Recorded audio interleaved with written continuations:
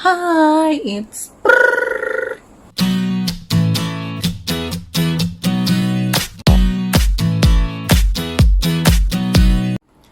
Hi, welcome back to my channel.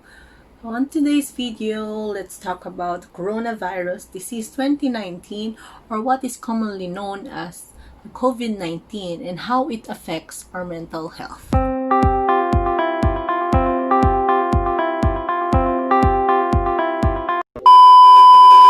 From the staying at home for almost 3 months to staying away, keeping distance from other people, or what we call as a social distancing, up to the constant wearing of masks whenever we go out. These are just some of the changes that are essential for our physical health. These changes, major changes, can also affect our mental health, because this can also lead to stress and anxiety.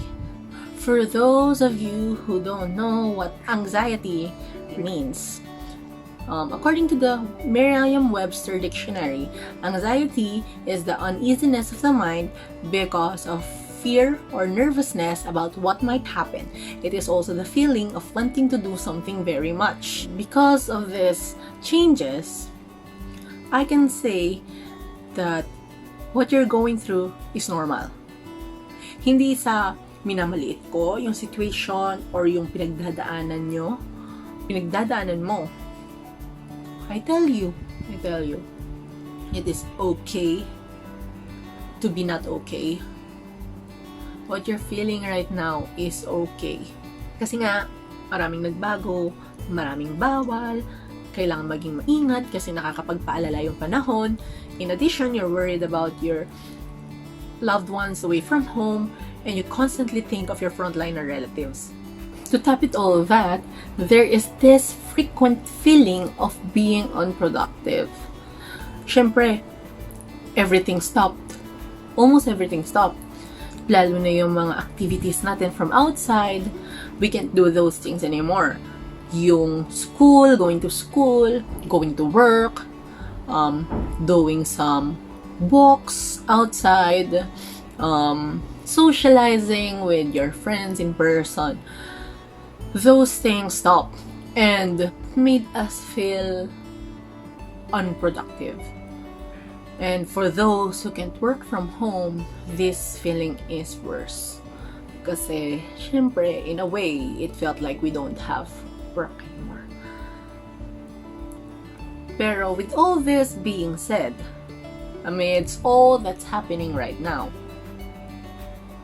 please don't forget to take care of yourself as well as your mental health. Disclaimer lang, before we jump into whatever we're going to. Disclaimer lang, self-love is not always supposed to make you feel good. Kasi sa totoo lang, hindi madali na mahalin yung sarili. Why? Kasi self-love includes the acknowledgement of toxic habits. Yung hindi mo magandang habits, acknowledge mo yun. That's a form of self-love. Cutting out toxic people. Even your friends, if they actually hurt you, or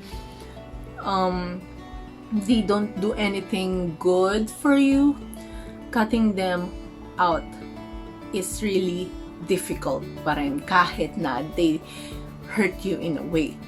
Or yung mga friends mo sa social media, or yung followers mo, yung fina-follow mo, yan, yung mutuals mo on social media, if they are causing your mental health harm, letting go and cutting them off will be difficult, pero it is necessary. Another thing about self-love is asking for help. One of the biggest form of self-love is asking for help. And it's something that not all of us can do. Pero it's very important to ask for help if you can't. So again, what is necessary to healing isn't always what is comfortable and convenient. During times of stress and anxiety, when you're going through something, please know that in order to get through it, normal is what works for you. What do I mean by this?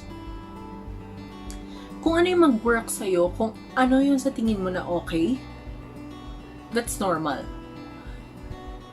Because first of all, we have different walks of life. So, don't compare your progress to others. As long as you're not causing harm on anyone, most especially yourself, go. If you think you're exhausted, even if you just woke up, take extra rest. Eat the ice cream until you feel cool. And watch a series after another. Progress is still progress. So whatever you decide to do, love and be kind to yourself. Give yourself a pat on the back for every little accomplishment. Okay, I prepared a list of 5 things to help you handle your problems healthily. What I mean by healthily is mentally healthy.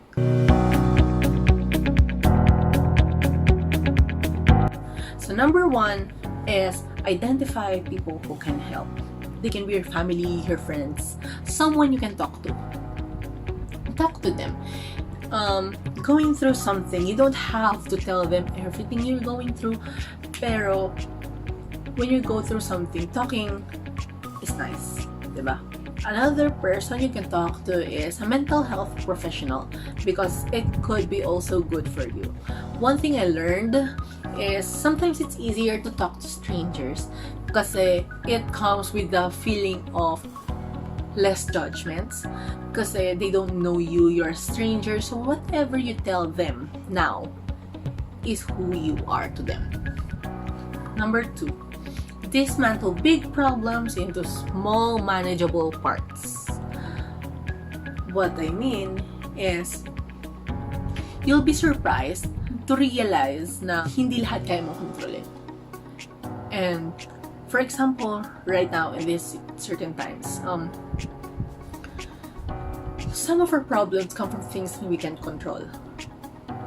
For example, ages below 21 and above 60 and above aren't allowed to go out yet kahit na naka-general community quarantine na tayo. The problem is some of you who fall under these ages want to help, like go to the grocery, do some marketing, or run some errands for you na you can't do these things at home. You can't do these things because of your age. Your age is something you can control. So what do? Do the things you can inside. As in, you can do some online shopping, prepare food at home. You might find something there. In every problem, there are factors you cannot control. However, you can always control yourself. So, to lessen the feeling na things are out of control, na napakagulo na I don't know what to do, dismantle the big problems, break it into small manageable parts, and then focus on what you have control over. You'll realize na although hindi lahat kaya mong makontrol, there are limitless possibilities when it comes to the things you can. Number 3, as cliche as it sounds, look at the bright side. Kasi, totoo lang not every problem is a catastrophe. Meron tayong tinatawag na blessing in disguise.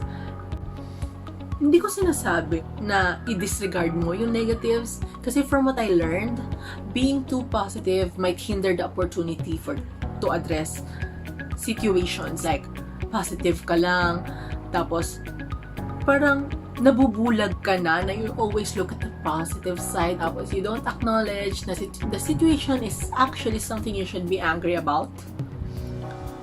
When you look at the bright side, you'll get to realize that you can manage things. You'll know that there are things pa rin na you can control and you can put your grasp onto. Number 4, drugs and alcohol are not the answer. No need to elaborate this part. So I know some people who resort to alcohol when the going gets tough. And I tell you this, these not only fail to resolve the problems, but create new ones. Number 5, recall how you met challenges before. Alalahanin mo, paano mo hinarap yung mga challenges mo before. And for one, pwede mong gamitin yung same strategies before na malay mo, you can conquer this, you can get through this with those strategies. And another, you'll realize that you've been through a lot but are still here fighting. You're stronger than you think. Yun lang. Jajan! That's it. Thank you for watching. Remember, self-love is important, so always take care of your mental health.